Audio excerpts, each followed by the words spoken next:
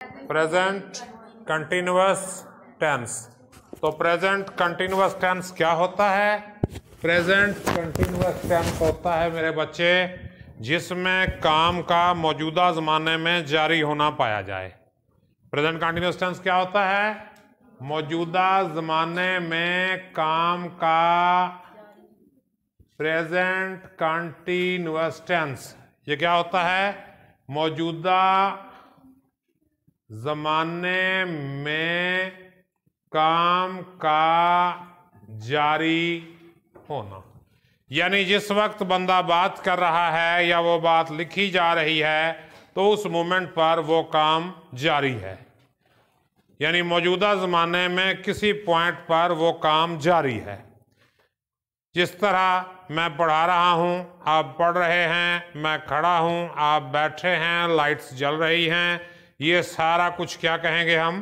Present continuous tense है। और इसकी जो निशानी है उर्दू में वो क्या है? रहा है, रही है, रहे हैं, रहा हूं, रही हूं वगैरह। तो ये इसकी मेरे बच्चों निशानी है। निशानी कौन सी है? रहा है, रही है, रहे हैं, रहा हूं, रही हूं वगैरह, ये सब इसकी निशानी है। ये बताते हैं कि ये टेंस किस में है? प्रेजेंट कंटिन्यूअस टेंस में है। अब इसको हम इंग्लिश में अगर कन्वर्ट करेंगे तो इसमें आएगा is am are plus I N G वाली फॉर्म, जिसको हम फोर्थ फॉर्म कहते हैं।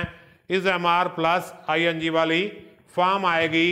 ही, शी, इट और वाहिद के साथ हम इज लगाएंगे।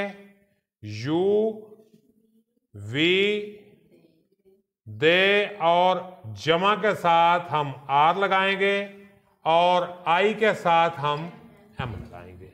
ही, शीट और वाहिद के साथ हम इज लगाएंगे। यू, वी, दे, जमा के साथ हम आर, नॉट एम बेटा, और आई के साथ हम लगाएंगे एम। और इसके बाद फॉर्म कौन सी लगाएंगे? आई एन जी वाली फॉर्म लगाएंगे। और यही अगर नेगेटिव होगा तो नेगेटिव में हमने क्या करना है? Is am are plus not. और यही अगर इंटेरोगेटिव हुआ तो हम उसको क्या करेंगे? इफ इट इज इंटेरोगेटिव तो हम इज एम और are before subject.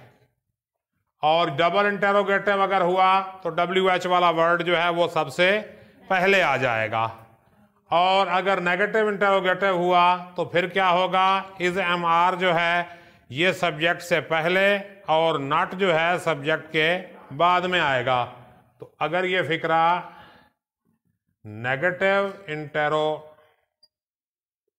Negative interrogative हुआ तो हम क्या करेंगे? इज एम, ये क्या होगा? Before subject and not after subject. और इसी को अगर हम डबल इंटेरोगेटिव करेंगे,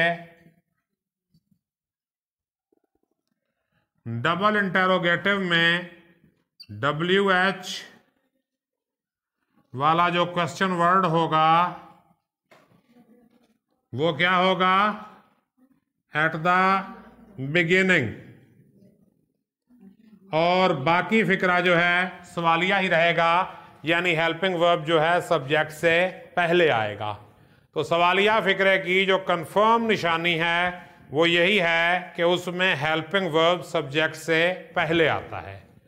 जो पॉजिटिव फिक्रा है उसमें हेल्पिंग वर्ब सब्जेक्ट के बाद आता है। जो नेगेटिव है उसमें हेल्पिंग वर्ब के बाद नॉट आता है। और जो इंटेरोगेटिव है उसमें हेल्पिंग वर्ब सब्जेक्ट से पहले आता है। And always keep in mind, English में जो तरतीब है वो हमेशा होगी subject plus verb plus object. और वर्ब में एक्चुअल वर्ब और हेल्पिंग वर्ब दोनों शामिल हैं। Subject can be noun, pronoun और नाउन क्लास।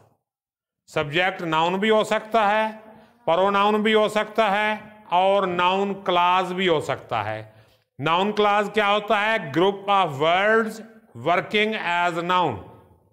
नाउन क्लास क्या होता है? Group of word working as noun. और ऑब्जेक्ट नाउन भी हो सकता है, प्रोनाउन भी हो सकता है और नाउन क्लास भी हो सकता है। और वर्ब सिंगल भी हो सकता है और डबल भी हो सकता है। सिंगल जैसे आई गो टू कॉलेज और I am going to college, तो एम गोइंग क्या होगा? हेल्पिंग वर्ब प्लस वर्ब, ये कंटिन्यूस में है। और यही अगर पैसिव वॉइस में होगा तो पैसिव वॉइस में, पैसिव वॉइस का आपको पता है पैसिव वॉइस कहां लगता है? जहां पर सब्जेक्ट काम करने वाला ना हो बल्कि सब्जेक्ट पर काम किया जा रहा हो। When subject receives an action, it is passive voice. Passive voice क्या है? जब सब्जेक्ट एक्शन रिसीव करता है उसे पैसिव वॉइस कहते हैं। तो प्रेजेंट कंटिन्यूअस टेंस का जो पैसिव वॉइस है उसमें हम क्या इस्तेमाल करते हैं?